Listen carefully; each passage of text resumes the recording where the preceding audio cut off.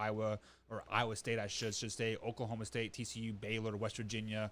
Who else is in there? Who am I missing? Texas Tech, right? And then we got TCU. So say all those teams stay in there. Those 8 teams stay in there, and then you add a Boise State, which back in the early 2000s, they were your dominant under the radar team, right?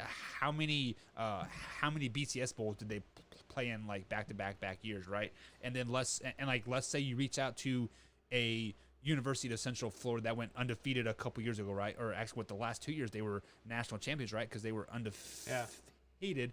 But so you get back up to that 10, 11 team mark, and let's say you don't bring in better teams. You bring in the bottom tier teams just to fill out the number of teams.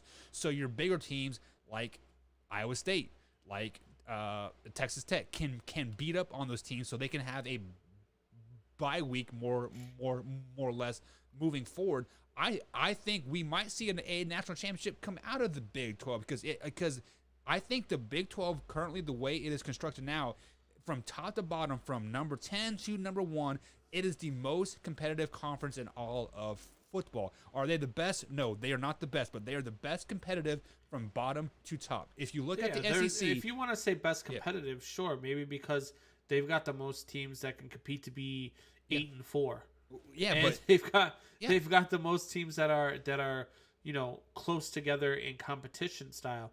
But you put one of those teams in a playoff, they're not competing with Alabama. They are not. They might pull off an upset against a team like Notre Dame, who can't seem to win in the playoffs, but they're not going to compete against the big schools. You're not going to compete against that type. And that's why I don't think Kansas State, I don't think Baylor, I don't think any of those guys stay in the Big 12. Yeah. So let's flash back to what year did Nebraska and Colorado and Missouri jump ship? What year is that? Was that like 2010, 2012? It was a while ago. Okay, so let's say I don't remember the exact date off the top of my head, but let's say it was 2015, 5 years ago, right? Nebraska was dominating the Big 12. The Kansas State Wildcats could not beat them to save their lives. They were consistently 12-1, 13-0, right? They were consistently a one-loss team competing for that national championship. Ever since Nebraska left and went to the Big Ten, what had they done? 5 wins, 6 wins tops. I think maybe one year, right? Missouri, the same way. They were your habitual 8-4 team, but they were still competitive and playing in bowl games. What had they done since they left and joined the SEC? I think their biggest win total was 4 wins a couple years ago. Like even their first year in the SEC, they got their asses waxed, right? And then you look at Colorado. They have always been your 500 team. They went to the Pac-12 last year. They haven't been relevant since Rashaan Salam. Well, I don't even know who that is. So I guess that tells you how. But he's the guy that the Bears drafted with the number 3 overall pick out of Colorado, and then by game 5 they ended up. By game 5 they ended up benching him because they were afraid he was going to fumble the clipboard. So basically, what I'm saying is the teams in the Big 12 need the Big 12 to be relevant, to make money. Because let's say, for example, first of all, KU and K-State, they will always be as one. They will go wherever the other team goes. They have that universal, agreement. So looking at the map purposes, let's say Kansas State, KU, and Iowa State joined the Big Ten. We are never going to hear any of those 3 schools even think about cracking the top 25 again.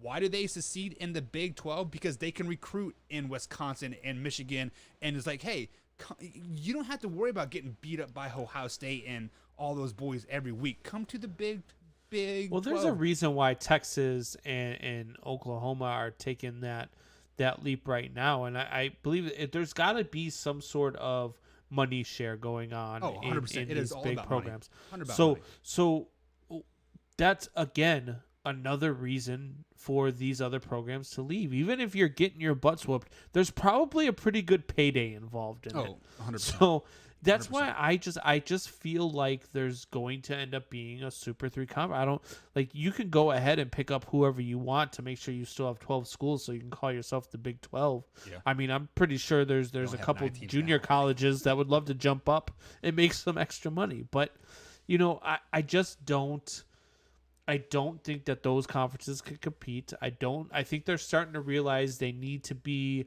especially with players getting paid now. That's another reason why I think that a lot of these teams are going to jump ship and go to these super conferences, because the payday and being able to pay better athletes to come to your school and being able to offer different endorsement deals and all this other stuff is going to come along with it. It's basically college football is going to turn into NFL minor leagues.